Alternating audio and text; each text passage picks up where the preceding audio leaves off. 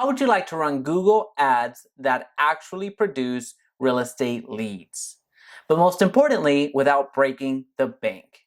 In this video, I share with you how to run Google ads for real estate agents so you have the foundation to get started immediately. Let's begin.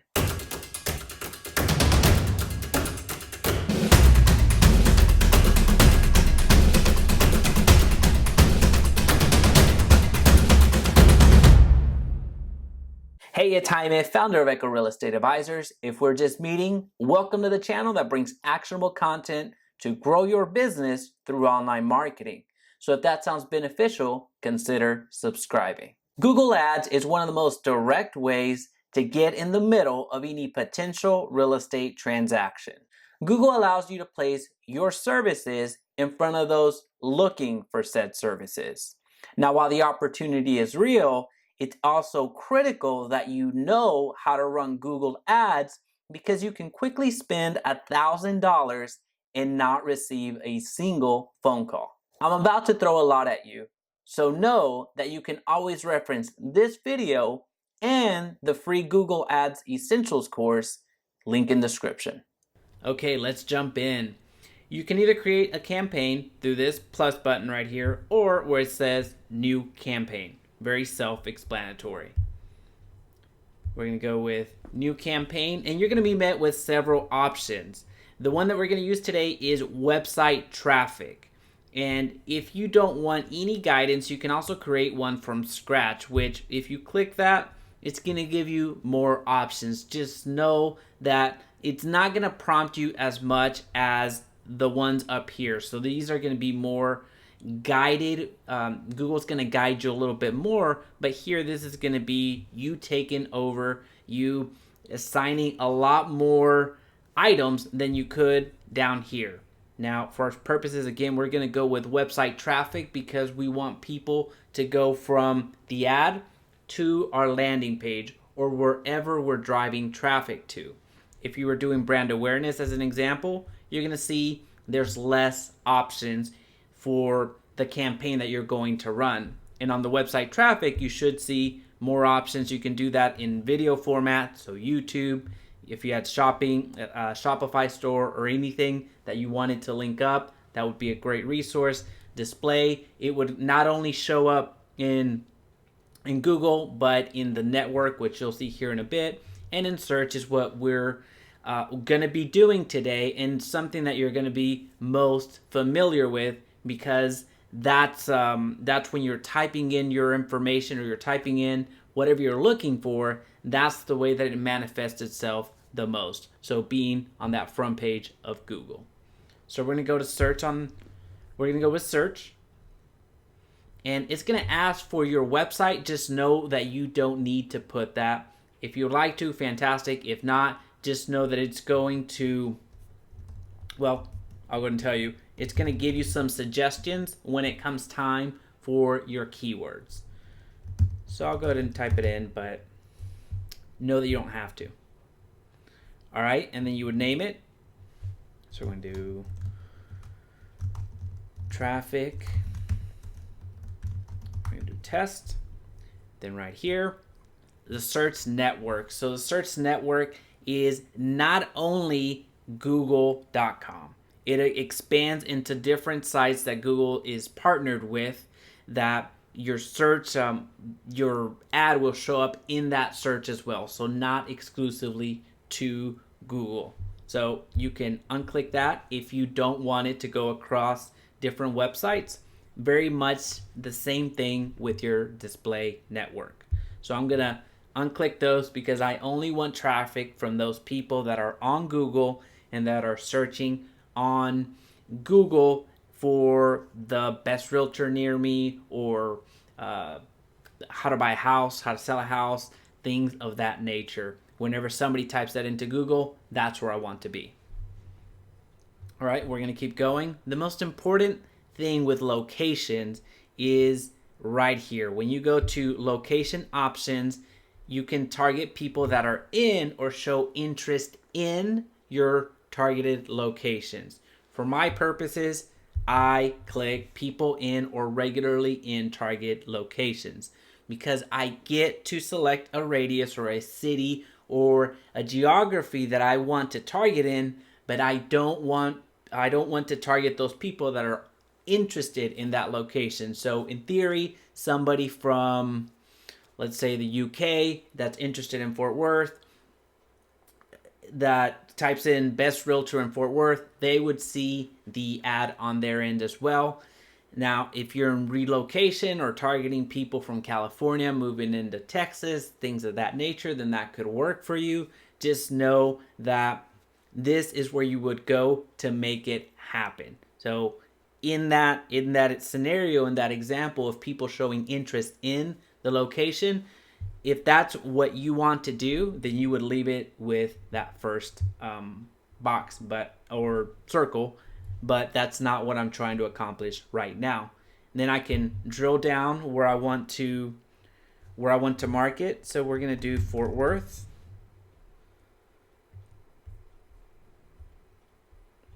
Now, if you want to see it in a map form, you get to see what they categorize as Fort Worth, and which is fine.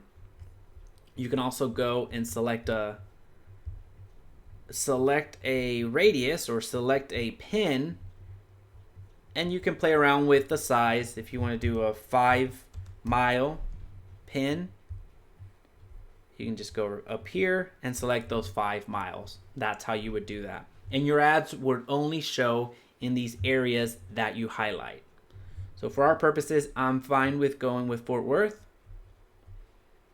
And then you can also exclude people that are in or show interest in. Very much the same thing. If you want people that are in excluded locations and start geo farming that way, you can certainly do that. You can exclude those people so you're not advertising to everybody or in areas that you don't want to market that don't make sense for you. Then the languages, I'm fine with leaving it in English, but I'm going to add Spanish as well. And the way that they select the language is whenever somebody creates an account, they choose their preference. So in their screen, they could be seeing it as Spanish, or they can be seeing it as Chinese or English, or whatever settings that they selected, this is where it would show up. So while people may know English or may know Spanish, they alternate between selecting Spanish, even though they can fully comprehend English, and vice versa. So just know that that's how they select the languages.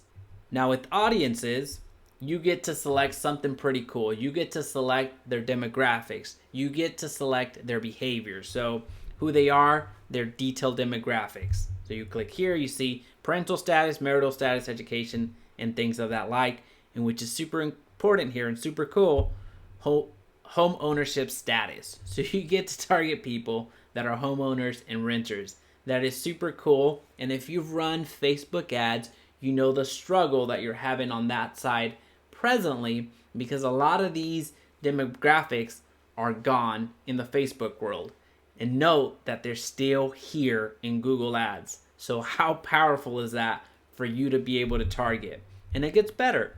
When you go, what they are actively researching or planning, in market is what they call it. So they're looking to make a purchase of some kind. So when you go to in market, you can target people that are interested in certain apparel, in certain products, or whatever the case may be, with something super cool that if you're in the real estate industry, you're going to find really, really amazing. When you go to real estate, you're going to see people that are interested in purchasing or renting residential or commercial real estate. So that's super powerful to be able to target those audiences and then select keywords that you are after. So for our purposes, I am going to just select people that are, let's see, residential. Let's drill down, residential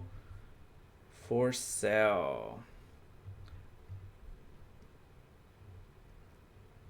All right, people interested in purchasing residential properties such as houses, apartments, and condos.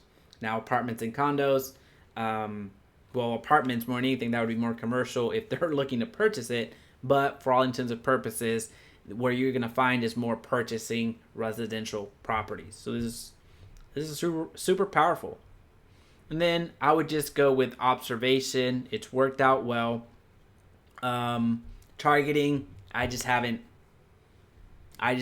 really seen it be that successful. So this time, the recommended is good. Is pretty darn good, actually. And then when you go to type of budget, they just made this distinction between doing a monthly target or a average daily target. I personally like to go with daily target budget. So I'm going to put $25 per day. And then delivery status, you're going to see standard or accelerated. The standard is it's going to allocate based off of the day. Accelerated would be if there's enough volume, if there's enough demand, it would blow through the budget as quickly as possible. Depending on what you're after, you can select either or. If you want to use your money as quickly as possible and move on with your day, great. Just know that even in the standard, which is recommended and highlighted, even in that setting, Google will accelerate your spending. So you may have told it, let's do $25 for today, $25 for tomorrow, and so on and so forth. Know that Google is going to take a 30-day snapshot, although it says monthly. It's going to take a 30-day snapshot, and it's going to accelerate it. Not as much as the accelerated button there, but it's going to accelerate it if the demand is there. So instead of you spending $25 today, you would spend $40, and then it would tail off to where in the monthly budget that you allocated, whatever $25 times 30 days is, it would end up averaging to that. So that's why they make that distinction into the average you want to spend each day. You're not telling it spend this amount exactly every single day. That's not an option. So just be cognizant of that. When you're going to bidding, this is where you're setting a goal. This is where you're directing Google to do to maximize. What are you trying to bid for? So if you were to select conversions right now, and this is the first time that you're running a Google Ads, know that you can select it and it would approve it, but it really wouldn't approve it. You wouldn't have an active campaign because you're going to get an error message in a few hours saying, well, what do you want us to convert? We don't have a goal. You don't have a conversion set, which is something that we're not going to go into this video about. But once you create your conversion, then you are able to target conversions. Instead, we have to go with clicks right now. Now, while I could go with conversions because I have several conversions done, I don't want to sway you in that direction because you're going to be getting an error message. So for clicks is just what you may be limited to if you're running Google Ads for the first time. Alrighty. I wouldn't worry about setting a maximum cost per click, especially starting out, because you may not know what that is. As you start refining your ads and as you start refining your campaigns, then yes, fantastic. You can set a maximum cost per click because you know what it's going to be worth to you. But for now, we are not going to do any of that. And then more settings is just going to be when you want the ads to run. If you're doing some different ad rotations, you can certainly do that there and all that fun stuff. So for our purposes, we want to get the fundamentals going so we can set action to what our strategy is and not put any barriers between that. All right, now we get to ad extensions. So this is, you have your main ad and then you're going to have some additional opportunities to enhance that ad. Beyond the titles, which you will get 3, and then the description, the ad extensions allow you to go beyond that. The site links extensions are those extensions below the actual ad, and those are hyperlinks that you can select. The call out extensions are going to be grayed out. They're going to be part of your description, but it's something that is designed to stand out It's just not hyperlinked. So you're going to see that at the bottom of the description in whatever you're trying to highlight within your ad. So whatever you're trying to call out is the reason that it's called a call out extension. And then the call extensions is actually your phone number. You can track the number of phone calls that you get. You would have to set up a conversion, but just know that if you're tracking your conversions, whenever people click over to your landing page, that number will be changed to a Google trackable number. So whatever your number is, it'll be changed in the landing page, so Google is able to track those calls that go beyond the ad. And I hope that makes sense. So we'll keep going. We're not going to set up any of those right now. You can explore those at your leisure. And then some additional extensions. If you have an app, Messenger, promotion. So if it's a time-sensitive promotion, you can do that there. Price extensions, location extensions. So if you operate multiple locations, that's where you would go and do that. We can go save and continue. All right, now is when we can set up our keywords. Remember when we put our website in at the beginning of our ads? Now it comes back full circle and it shows the website that we put in with some suggestions, some keywords that you can use to target. So whenever somebody types in Dallas real estate, as evidenced here, houses for sale in Dallas, if you target those keywords, then your ad would show up. And for our purposes, we're going to put Fort Worth homes. And I'll just put a few keywords so you understand how they work. You're going to have 3 basic ways of selecting the matches that you're going to have. So you're going to have a broad match, then you're going to have the phrase match, and then you're going to have the exact match. And then there's another one, which is, I know I said 3, but there's another one. So broad match modifier, which is super cool. So let's just go into what the differences are. If you type in just real estate without anything else, that's a broad match. So anything that gets close to real estate, if somebody's typing that in, your ad would be eligible to run.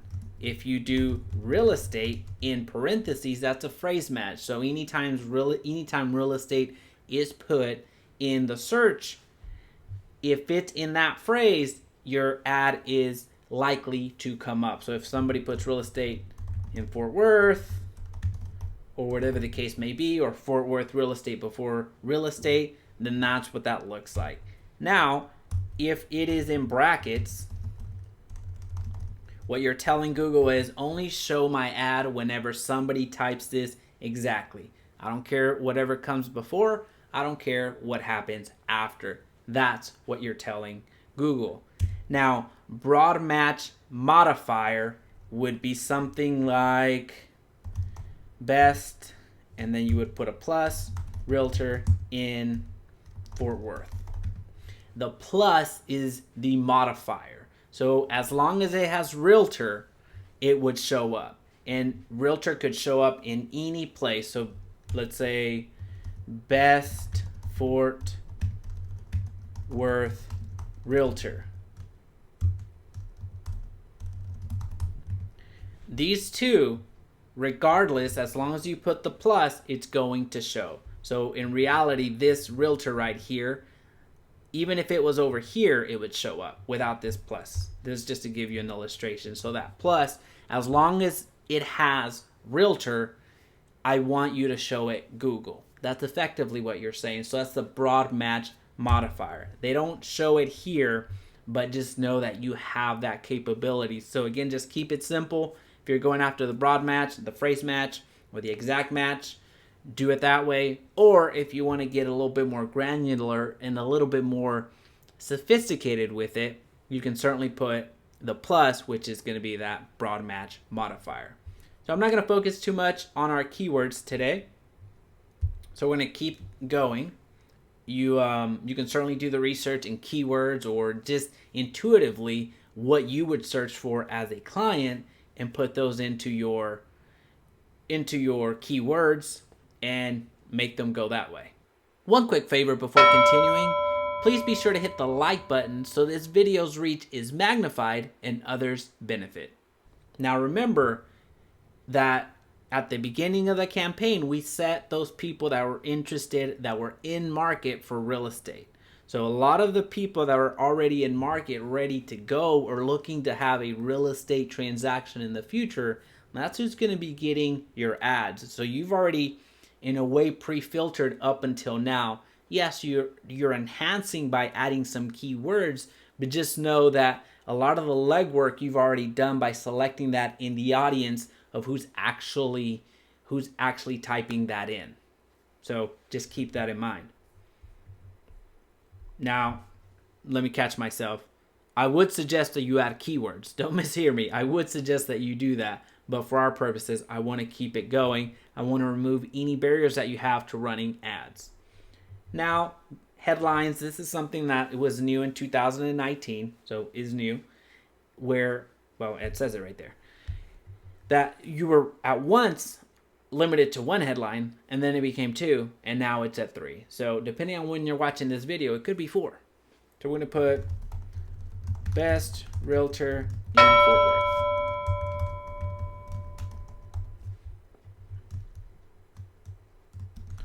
Looking to buy, looking to sell. And then this is more of a vanity. This is more of a phantom link. This isn't gonna, you don't have to create this actual URL. This is just something that it's going to show whenever the ad populates. So we're gonna put Fort Worth. So you see that right there. Again, you don't have to actually create the URL with your website provider. It's more of a vanity or a phantom link. And then this is that description, and which you'll see right here. Best realtor in Fort Worth, looking to buy or sell. Hey, I mean it. I'm the best. Of course, get better ad copy, but just want to make sure that you see the functionality, and then don't worry about the additional URL options. That's going to get a little bit more complicated than we want to get to in this particular video. Now, if you're interested in more information about Google Ads in general, remember that you can always reference this video, but you can also reference the free Google Ads Essentials course, which will be linked in the description. And then after this, I mean, all you have to do is press done. You can create another ad. You can copy this ad and just change a few words here and there. So instead of you, let's say you want to say real estate agent, and then test it that way, best real estate agent. And then Fort Worth. Done. And then you copy that again. Best agent, or whatever the case may be. I suggest that you go ahead and do 3 ads to get started and split test which one is having a more impact, which one's having better impact for you, which one's actually driving traffic or the least costly traffic to your website. So you can split test until you're blue in the face, but at some point you're gonna have to launch them. So just know that. We're gonna go to save and continue, and that's all there is to it. Quick question, will you be using Google Ads moving forward, or has it been part of your marketing strategy in the past? Let me know in the comment section down below. And if you found value today, please be sure to hit the subscribe button so we can talk again soon.